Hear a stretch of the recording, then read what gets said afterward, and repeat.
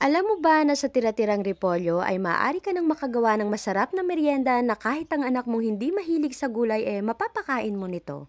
Cabbage pizza na talagang napakasarap. Bali sa recipe na ito ay kakailanganin natin ng repolyo, ham, cheese, and egg. Ito pong cabbage na ginagamit ko ay yung natira ko kahapon sa ginawa kong cabbage rolls. Bali, hiwain lang natin yan ng maninipis at maliliit. After natin itong mahiwa, hugasan muna natin, then ibabad natin ito sa hot water for 5 minutes. At para naman sa toppings ng ating cabbage pizza, meron ako ditong ham. Cook ham na yan para hindi na natin kailangan pang lutuin.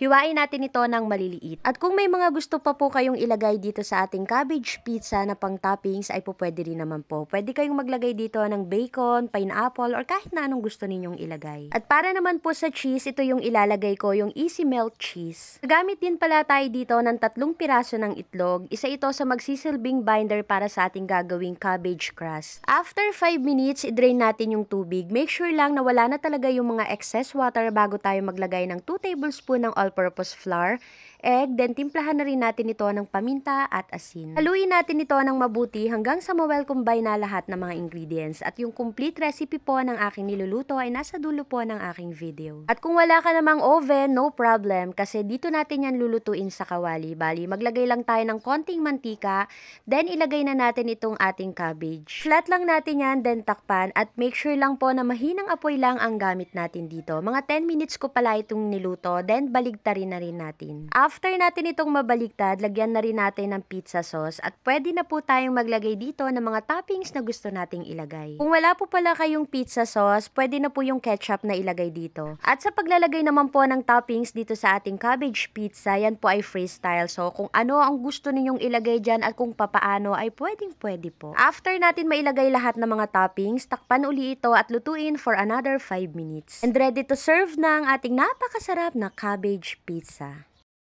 So ayan, for today's video, gumawa naman tayo ng cabbage pizza. Kung kahapon ay nakita nyo naman na gumawa tayo ng cabbage rolls at may mga natira nga tayong cabbage kasi yun yung maliliit na part dun sa cabbage na ginamit natin. So naisipan ko naman ngayon na gawin ko siyang cabbage pizza. So yung pinaka-crust natin dito, ang main ingredients ay repolyo or cabbage. Syempre wag na natin patagalin, tikman na natin. Medyo makapal pala yung nagawa nating cabbage crust.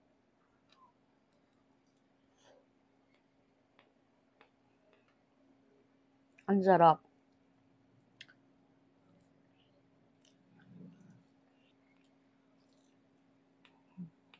So, kung may mga repolyo kayo dyan at ayaw nyo naman ng gawing pang-ulam, try nyo naman gawing pang-merienda.